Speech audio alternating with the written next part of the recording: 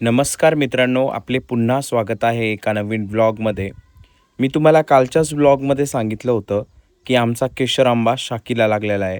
म्हणजे त्याच्या कैऱ्या आता पिकायला लागलेल्या आहे. तर पहिली शाख काल सापडली होती आणि हा मी व्हिडिओ बनवला होता त्याच्यासाठीच. आणि ह्या आंब्याच्या लाईनमधले जवळपास 2 केशर आंबे शाखीला लागले होते. त्याच्यामुळे ना मी मी घरी सांगितलं. मग घरच्यांनी काय केलं ना, की माझ्या आईनी मेनली आईनी आणि तीर्थानी काय केलं, तीर्थाला पण भरपूर आंबे आवडतात. तर त्यांनी सर्वांनी ना त्या 2 आंब्याच्या संपूर्ण कैऱ्या तोडून आणलेल्या आहे.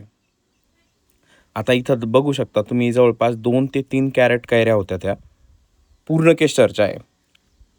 आता ह्या कैऱ्या लगेच का तोडल्या याचे 2 कारणं आहे. पहिलं कारण म्हणजे, की आता आहे ना उन्हाळी, अवकाळी पाऊस पडेल त्याच्यामुळं कैऱ्या भरपूर पडतील खाली. त्याच्यामुळं एक आणि दुसरं कारण असं, की माझ्या दोन्ही बहिणी एक म्हणजे येणार आहे आता उन्हाळ्याच्या सुट्टीनिमित्त. त्याच्यामुळे हे आंबे त्यांना खायला भेटायला पाहिजे किंवा त्यांच्या घरी देण्यासाठी राहायला पाहिजे म्हणून हे आधीच उतरून घेतलेले. आता जेव्हा झाडाचे आंबे पिकायला लागतात आणि ज्या कैऱ्या तोडून घेतात त्याला आंबा उतरवणे असे म्हणतात आमच्याकडे. आंबा उतरून घेतला आणि हा ज्या कैऱ्या आहेत, ह्या कैऱ्यापासून लोणचं बनवत नाही विशेषतः. फक्त हे खाण्यासाठीच वापरतो आम्ही. लोणचं हे फक्त गावरान आंब्याचंच बनवलं जातं. आता पिकवायचे कसे म्हणजे ह्या कैऱ्या पिकवायला कशा ठेवायच्या? तर काय केलेलं आहे ना, कॅरेट घेतलेलं आहे. कॅरेटमध्ये भूस टाकलेलं आहे. भूस तुम्ही कशाचं पण घेऊ शकता. गव्हाचं, सोयाबीनचं, मक्काचं, कशाचं पण. आता आम्ही हे भूस जे घेतलं होतं, ज्वारीचंच घेतलेलं होतं. कारण मी तुम्हाला मागे एकदा दाखवलं होतं ब्लॉगमध्ये, की आम्ही ज्वारीची कुट्टी करून आणली होती ज्वारीच्या चाऱ्याची. तर वरती भुसाऱ्यामध्ये जे भूस होतं ते ज्वारीचंच होतं. म्हणून ज्वारीचं घेतलेलं आहे. आणि काय करायचं ना, एक लेयर टाकायचा भुसाचा. पहिला जो लेयर आहे तो भुसाचा टाकायचा. नंतर टाकायचे असे आंब्याचे रांगेत लावायचे. तर तीर्थच लावतो इथं. तुम्ही बघू शकता एकदम सोपी प्रोसेस आहे. तीर्थच लावतोय आणि एक लेयर पूर्ण झाला का, मग त्याच्यावर आहे ना भूस टाकायचं. तर आता तो भुसाकडे घेऊन चाललेला आहे आणि आता त्याच्यावरती तो भूस टाकेल.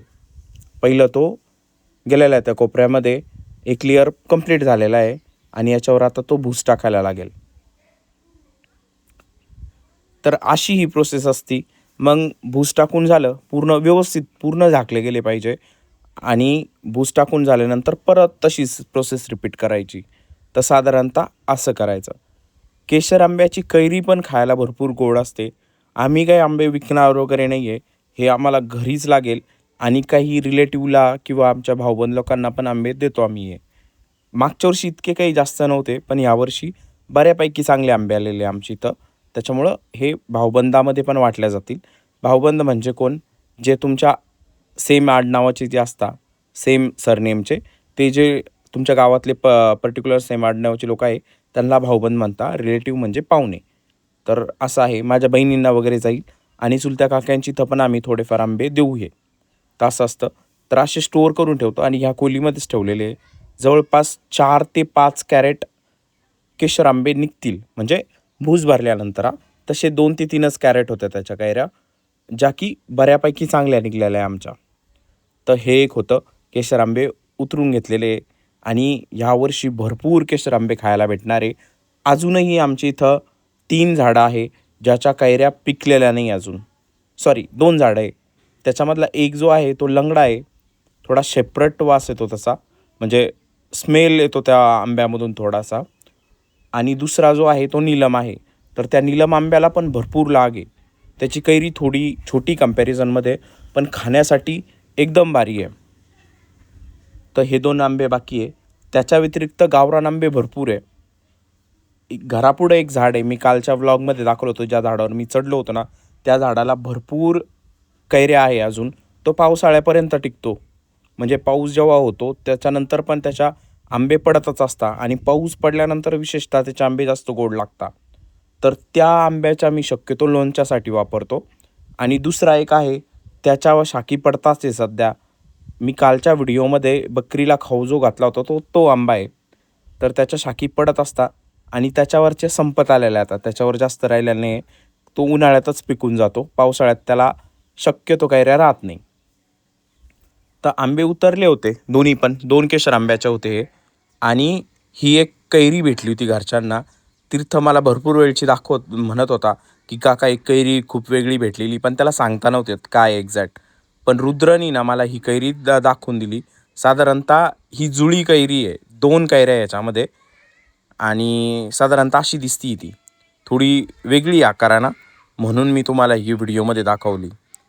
आता हे कैऱ्या पिकवण्यासाठी तीर्थ, रुद्र आणि ध्रुव हे तिघंजणं पण आघाडीवर होते. आणि याच्यामध्ये सर्वात जास्त जे आंबे आवडतात ते आमच्या तीर्थला आवडतात, नंतर रुद्रला आणि नंतर ध्रुवला. तर असं आहे. आता ही उन्हाळ्याची सुट्टी एकदम ध्यानात राहण्यासारखी आहे. आणि उन्हाळ्याची सुट्टी आली म्हणजे आम्ही ना मनसोक्त आंबे खातो. पण जी मजा गावरान आंबे खाण्यामध्ये आहे, ती कलम आंबे खाण्यामध्ये येत नाही. गावरान आंबे आपण एकदम मन भरून खातो आणि आमच्याकडे म्हणता इकडूस्तोवर खातो. तर असं होतं हे. तर सध्या मी आजारी पडलेलो आहे, त्याच्यामुळे ना मला लाँग व्लॉग बनवता आला नाही. तर हा होता आजचा व्लॉग. हा व्लॉग तुम्हाला कसा वाटला हे मला कमेंट्स करून नक्की सांगा. जर आवडला असेल तर व्हिडिओला लाईक करा, चॅनलला सबस्क्राईब करा. Thanks for watching. Bye bye.